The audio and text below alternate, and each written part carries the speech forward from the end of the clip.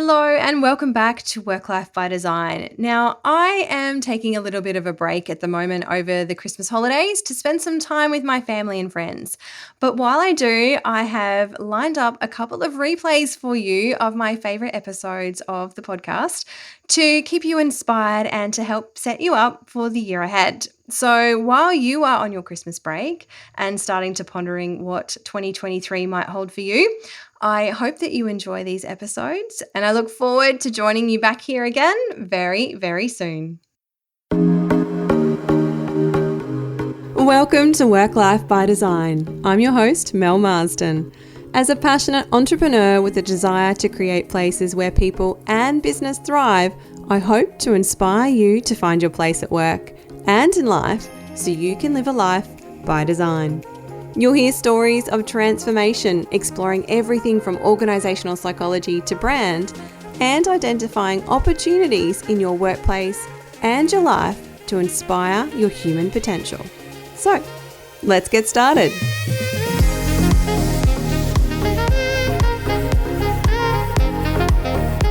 There has been a lot of conversation in the media of late about organisations handing out wellbeing days and rolling out new initiatives to combat the Great Resignation. However, as you'll hear in today's chat, it's not as simple as adding an extra few days of leave to every employee's calendar. It takes careful, long-term planning and material change at an organisational level. Today's guest is Jessica Sharpe, the Chief People Officer for Entain Australia, a FTSE 100 company that is one of the world's largest sports betting and gaming groups operating in the online and retail sector. You may be familiar with them as the local home of Ladbrokes and Neds. Jess has spent her career establishing and enhancing the HR functions into numerous businesses across multiple industries. And as she reflects in this episode, whilst it has at times been a challenging path, it is one that has equipped her well in running lean and effective teams and learning how to influence and educate stakeholders on the value of investing in their people. When Jess isn't at work influencing and optimising human behaviour, she's at home attempting to do the same with her 3 boys. Myself and the team here at COMUNiTI have had the great pleasure of working alongside Jess and her leadership team over the past 12 months, supporting their workplace transformation as they have navigated the challenges of operating in a COVID world. We have been very privileged to have been able to witness firsthand the practices that have been implemented to see Entain leading the way in workplace flexibility, health and wellbeing, and leadership that has enabled them to roll out Entain Day. Entain Day is not just another bonus leave day. Entain have implemented a 9-day working fortnight, meeting-free Wednesday, and embraced a hybrid work environment coupled with leadership development and employee education to see the organisation deeply supporting its people to thrive at work. But I'm going to let Jess tell you a little bit more about this in the episode. We also cover Jess's career journey to date and how she came to be the Chief People Officer at Entain, how the organisation has evolved in response to the global pandemic, Entain's mission to drive diversity and inclusivity not just in the technology sector but globally, and Jess's own personal practices to support her living her own work life by design. Jess is a warm, engaging and thoughtful leader, and the opportunity to glean her insights and how she has supported Entain to move forward with such a bold workplace initiative is truly inspiring. Without any further ado, please let me introduce you to Jessica Sharpe.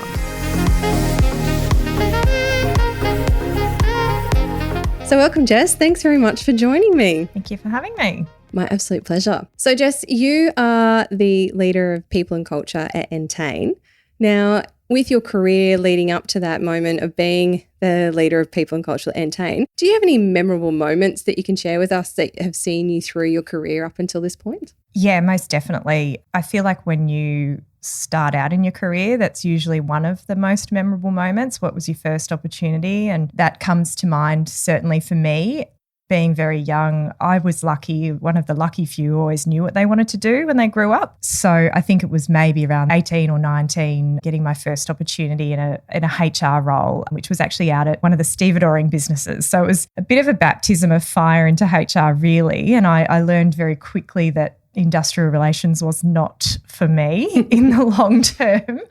But I was so excited for that first opportunity in being able to see what it was really like after everything I'd studied and sort of learned or hypothesised about the industry. Just to jump in there quickly, how at a young age did you know that HR was the thing that you were going to be in? Like I myself also knew I was always going to be in design, but it was because I drew and I, was good with my hands and I could, create things. So that was always like an obvious choice for me. What was it about HR that made it an obvious choice for you? I don't know. I know I was 14. I know that I had a close family friend who I looked up to, and she would have only been 5 or 6 years older than me, but she was in the profession and I loved her and I looked up to her, and maybe I like to see myself in her a little bit. So I guess I had the chance to learn a little bit through her, but from that moment, it never changed. It was exactly what I wanted to do, and that has never wavered for, I guess however many 20 plus odd years. It's nice having that conviction for that period of time. It is. Yeah. Awesome. Yeah. So I remembered that moment. And I think another one for me was being young, I always saw myself in one of the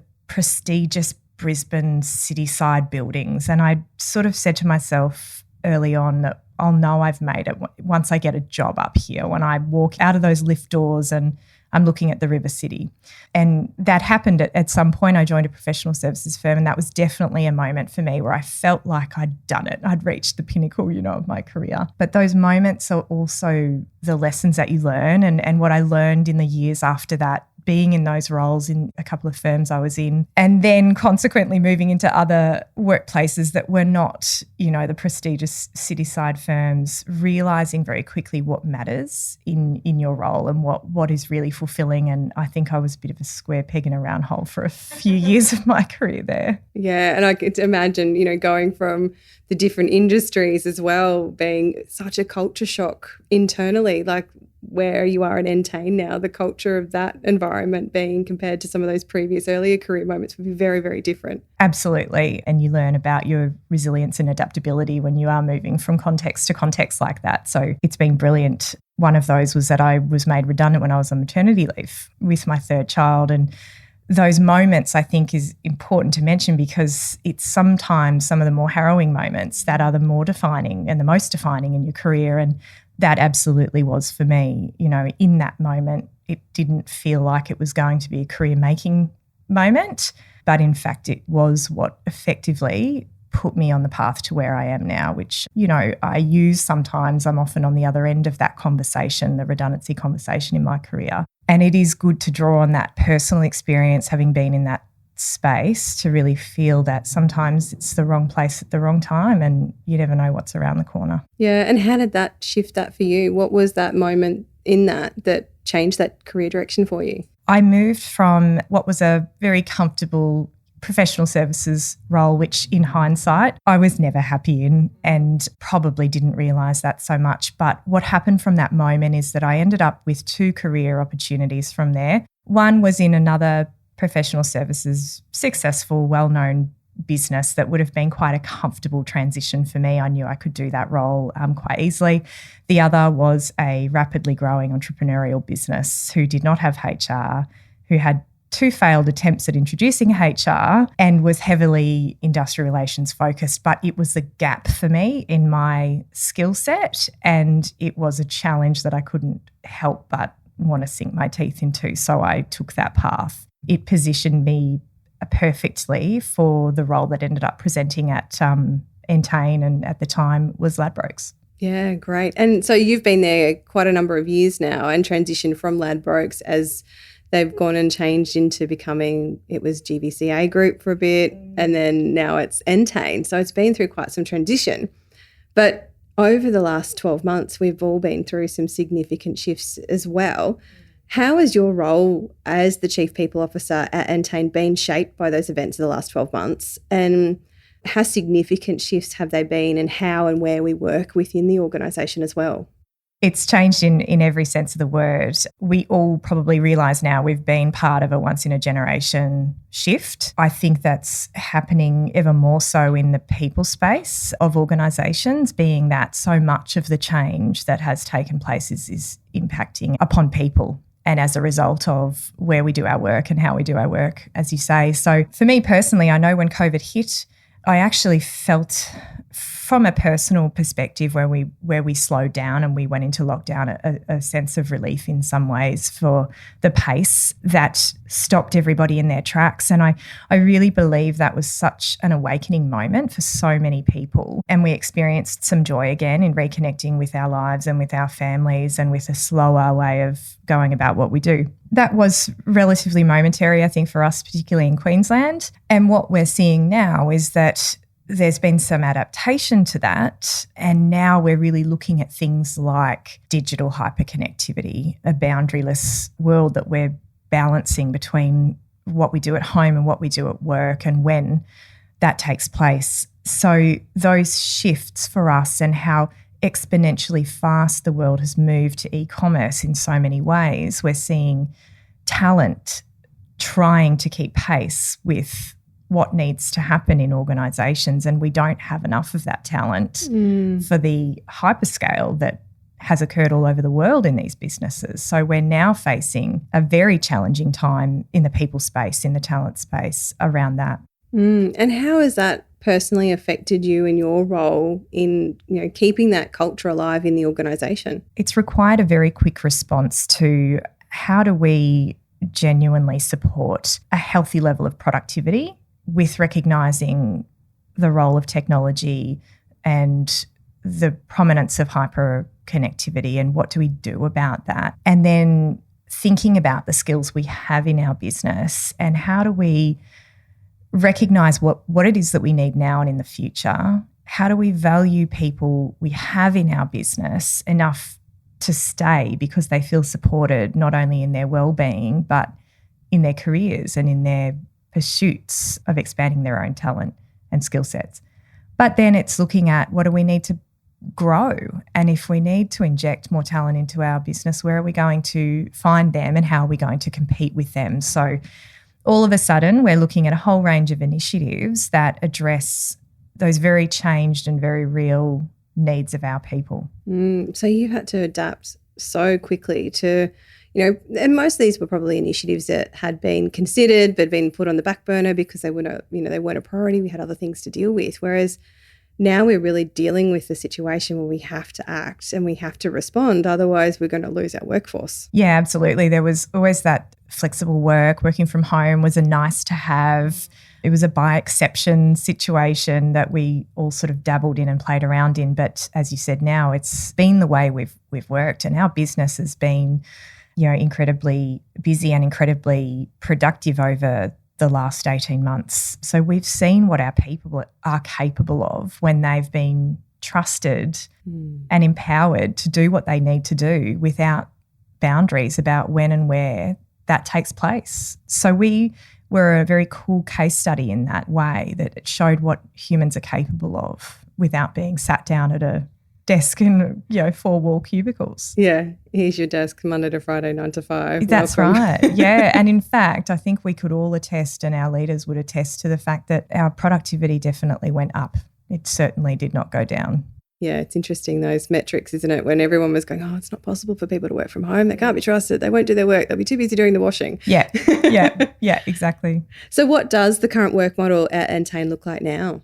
We run a hybrid model. So when we returned to office from our brief lockdown in 2020, we returned in a hybrid way where we have teams, and we did that intentionally for a couple of reasons in the beginning. One of the reasons was to get social distancing to be a real possibility. So we have our marketing teams in on Monday, Tuesdays. We have tech in on Wednesday, Thursday. Some of our bigger teams are dispersed, but essentially we've got 2 to 3 days in the office and 2 to 3 at home, depending on the team and the needs. Yeah, so it's nice and flexible, and the team are modelling that within each team and working that out as they go? Yeah, that's right. The bigger teams are allocated and those days seem to be working for them.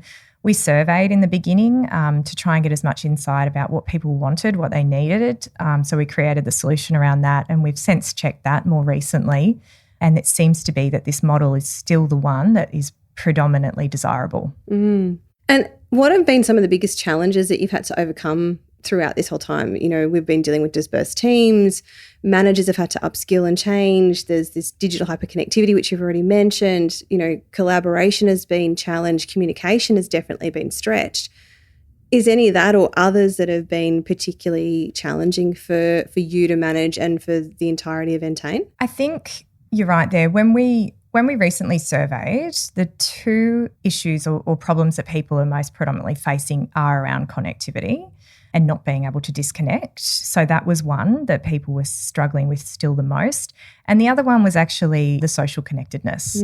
So for us, the collaboration has been brilliant. People have created very effective ways of collaborating on their work and using technology to do that. You would hope so when we're a very tech-based organisation. But I was very interested in the idea of social capital and what this would do to our ability to continue to build social capital in the business. And I think that is still one of the greatest challenges that we face. The connectedness certainly is, and we are and have recently implemented some initiatives to try and effectively address that one. But how we build social capital in our business still needs some attention, and we have a lot of remote workers now fully remote in Sydney and Melbourne, in addition to the hybrid nature, sees that when we survey people, they feel their team, their collaboration and social connectedness within their teams is strong.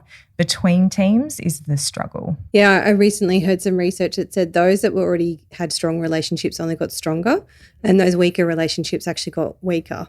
And I think that's really interesting too, because, you know, when you're within your little team and you're communicating on a regular basis, you've already built that social capital in there. But it's very difficult to build social capital when you haven't already had it established. That's right. When you're new into those teams, knowing who's who, where to find them, where to leverage your relationships to get your work done effectively, those are all those elements of social capital that I would say are definitely a challenge. And that's still a work in progress for you guys as well, Still then? a work in progress, yeah, absolutely. Never before have we collectively experienced such change on a global scale.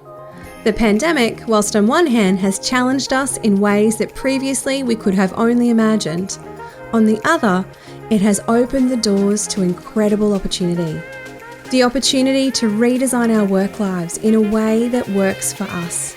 An opportunity to disrupt, reset, and recreate our new normal. And to help you on this journey, I am so excited to bring to you the Work-Life Lounge.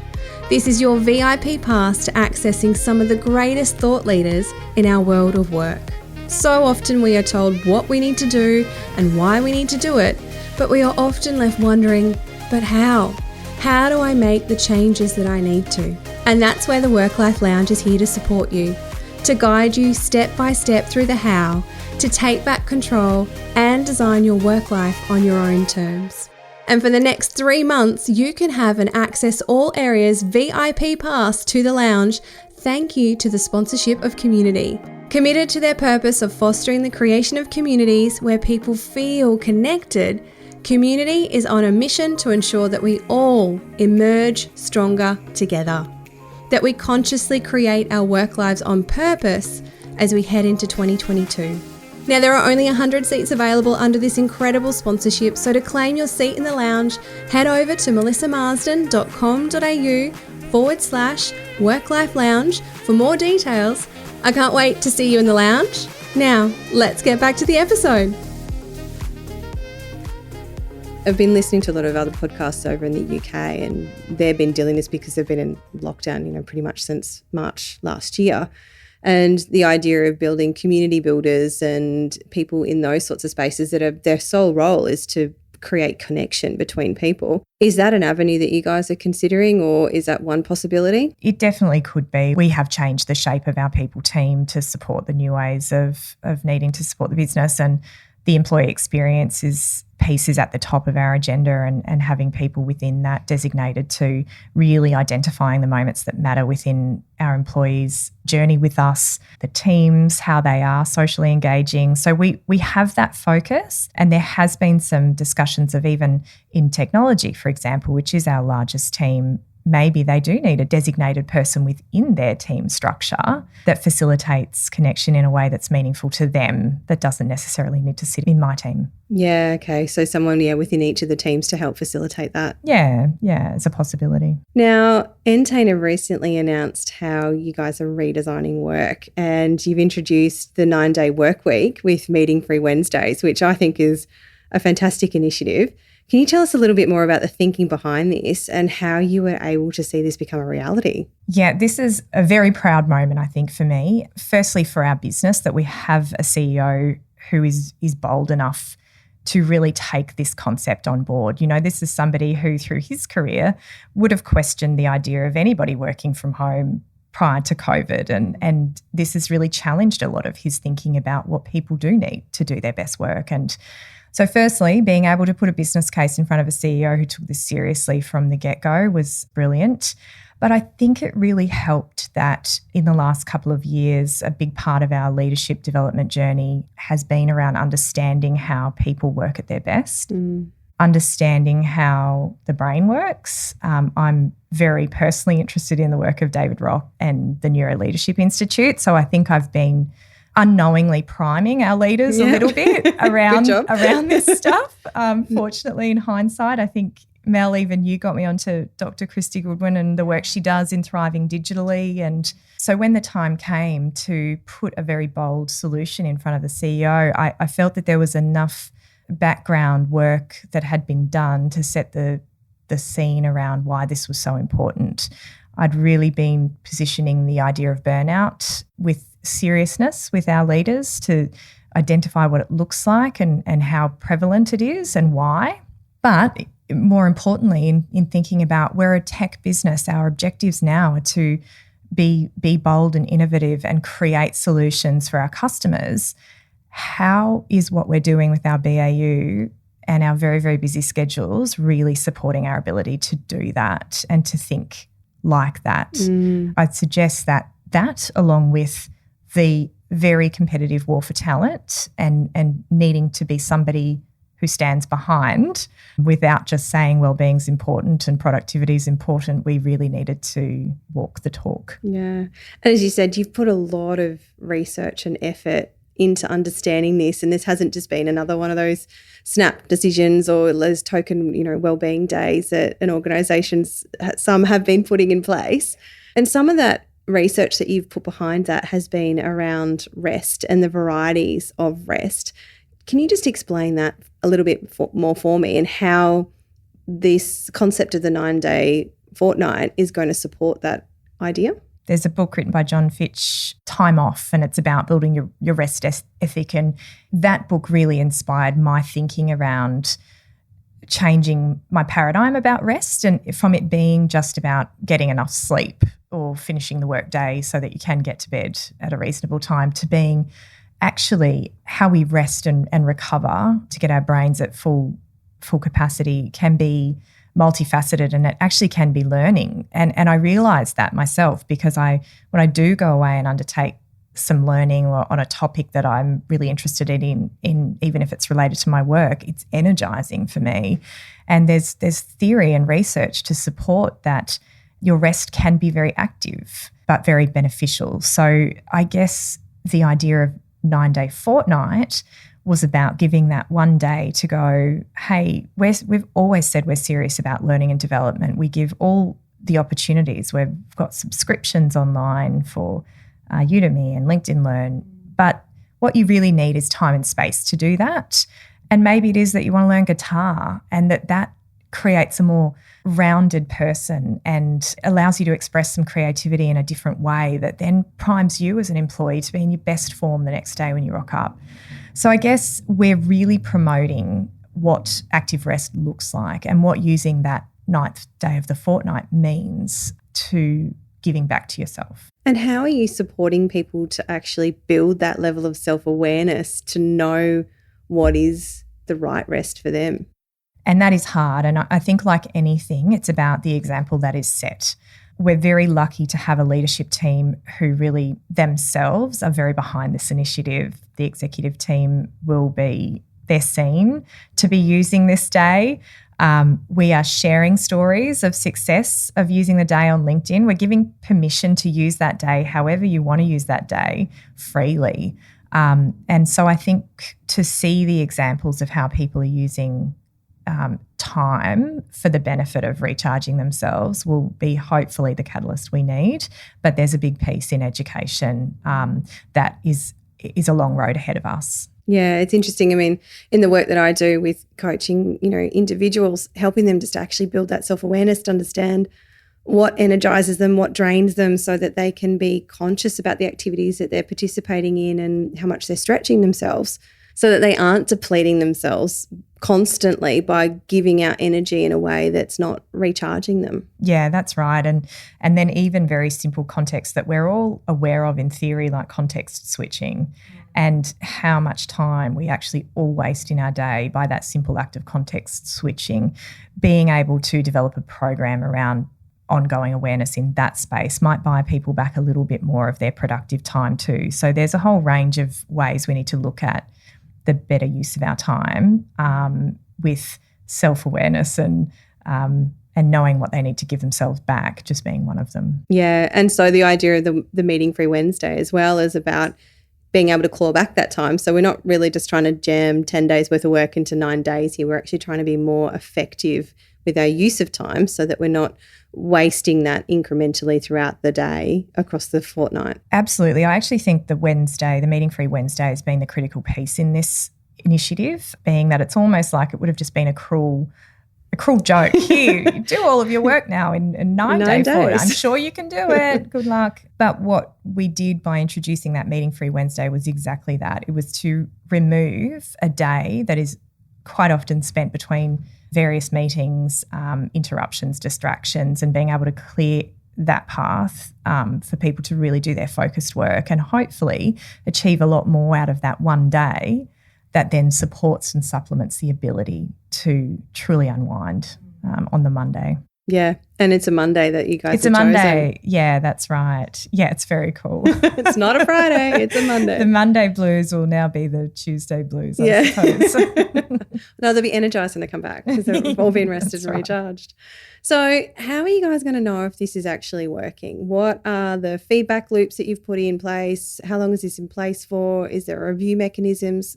What kind of structure you put in there? It's definitely the most challenging piece. I think we have intentions around pulse checking a number of different elements just gently along the way rather than kind of big surveys at the end of the period of time. We want to ask people after their Entain days how they're feeling, what their productivity is like. There's going to be a lot that comes down to the listening sessions with leaders. We also have plans to partner with our various different department groups to help them articulate what productivity looks like in their teams. I think that's very unique to various departments and teams. That doesn't look the same in all areas. We can't quantify it in all ways. We can in our customer service team where we can track the calls, we can log them, the live chats, we know what's happening there. But in our knowledge worker space, it's very challenging to be able to put a measure on productivity. So we want to talk about what that looks like. And we have spent a lot of time in the last 2 years really building an understanding of our methodology towards goal setting and performance reviews based on the OKR model or methodology. So we've, again, inadvertently prepared ourselves for this in some way where we've shifted our idea of performance, and our performance conversations have been centred around the goals that we set each quarter and talking to those specifically when it comes to our team. So we're already in more of an outcomes-focused performance mindset than we have been on hours sat at the desk. So that will certainly help. Yeah, so you guys have been putting the groundwork into this for a really long time. This isn't just like this, because like you said, you've got outcomes focused there already. You've been priming your leadership team for quite some time. You've been, structuring things in a way that have just all been building to this moment. And I think that shows a lot of foresight in terms of your capability as well, and bringing that to the table to be in a position to be able to implement something like this right now. And I think that's something that other organisations need to be conscious of, is if they're looking to emulate and put these sorts of systems in place, it isn't just this, Band-Aid fix. There is a lot of work that sits behind this to make it happen. There is. Thank you for saying that, Mel. I think you're right in the sense of what you were saying around we are seeing different variations being what I perceive to be quite reactively thrown out into the market at the moment, being that talent competitiveness is very high. So what I would worry about a little bit is where organisations haven't really planned to support how they're going to actually run those initiatives, what it means to take a long weekend or have wellbeing day, but how are you really changing what you do in the day-to-day within your business to support the way that the world has changed and the way that commerce has adapted, but we have not, and our brains have not adapted to the pace and the technology that now is essentially what runs our lives. Yeah, and there's a lot of that technology, which brings me to our next point, because whilst Entain are actually an entertainment company, you're predominantly, the whole business is actually all based on technology. And, a large part of your workforce, as you mentioned, is knowledge workforce, predominantly in that digital and product development and technology specialist space. And I know that one of Entain's visions for the future is to really see enhanced diversity in the industry and seeing more women in tech. Can you tell me a little bit more about this and the opportunities that you're seeing to make this a real reality for the business and more broadly? I can say when I joined the business 3 years ago, it wasn't a very inspiring sight to walk into, when it came to diversity in our teams, particularly with the women in technology. But what has certainly taken place, and I think we have really leveraged off the strength of the brand of Entain globally, because there has been such a presence there and such a genuine push. And we recently appointed Yetta as CEO. So I think I'm probably going to misquote here, but I think she's maybe one of 6 women in the FTSE 100 CEOs. It's a big statement, and she's driving a very strong agenda around that globally. Now, for us locally, we've been also really pushing hard, but we have some incredibly talented senior females in our tech and product space now. We recently attended the Women in Digital Awards, and I was so proud to see the room full, and that was just a small handful. So with the examples that we now have in our team of what success can look like, and that's just one element of diversity for us. We have so many different categories of diversity that we are now very proud of in our business. The more you can see, like anything, you can't be what you can't see. And so now we are a business that has very strong examples of diversity across the board. And I think that will be a strength. We are still working. We will target university programs, and we need to continue to be very proactive in that space. And I would also suggest that isolation inclusion is the next hot topic for us. It's certainly the one that's the biggest on my mind as we navigate the changed environment. Yeah, absolutely. There's going to be some really big changes that are going to be happening around that. And like you said, that inclusivity when we're all being separated, and how do we bring that all together? Now, this whole season of the Work Life by Design podcast is around designing a work life that you love. And, from what we've discussed here just today is you're very much on your way to spreading this as creating a work life you love within your whole organisation with all the initiatives that you've been implementing at Entain.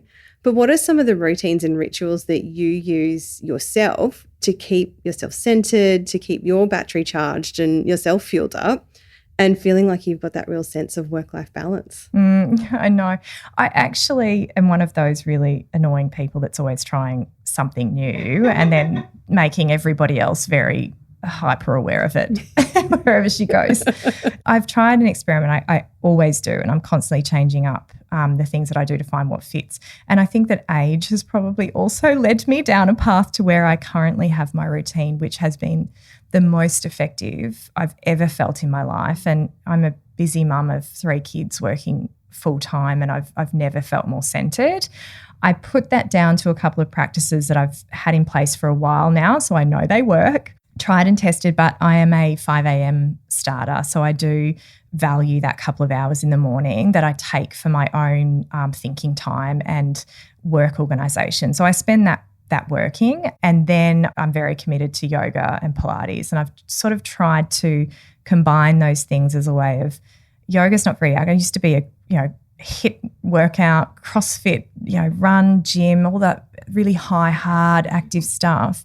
But in fact, simple things that keep your body really strong, and really yoga that also kills 2 birds with 1 stone. You can really use that, and Pilates as a way of meditation and just really clearing your mind. Those things have been invaluable for me, and I've really recognised the difference that has made for my lack of forgetfulness, probably.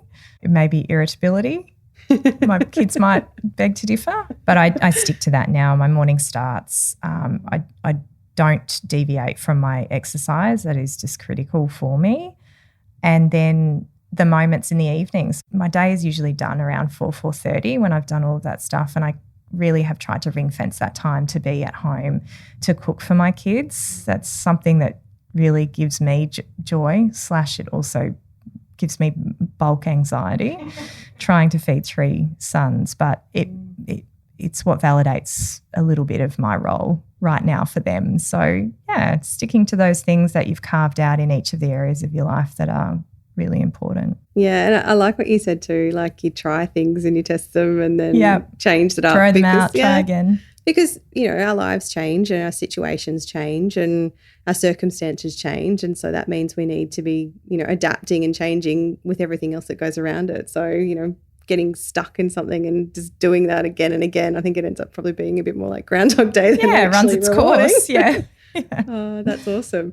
But look, thank you so much for joining me today, Jess. It's been an absolute joy to have this conversation and to see the amazing work that you and the team at Entain are doing and leading the charge on so many fronts around, creating really great workplaces for all people in that. And so I think, you should be incredibly proud of what you've been able to achieve there. Thank you, Mel. It's been a pleasure to be here, and I'm looking forward to keeping on working with you. You've been doing some great stuff with us as well, so We're all looking forward to seeing the fruits of your labour. One exciting workplace coming up to help model all of this fantastic stuff that you guys have been doing. There is. So, yes, thank you. My pleasure. Thank you.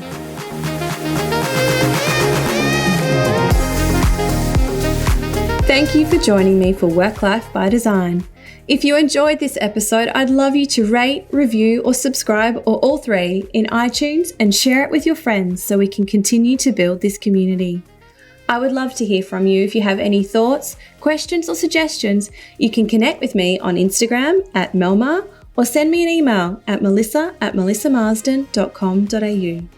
I hope this episode has given you a few sparks of inspiration so you can design a work life you love.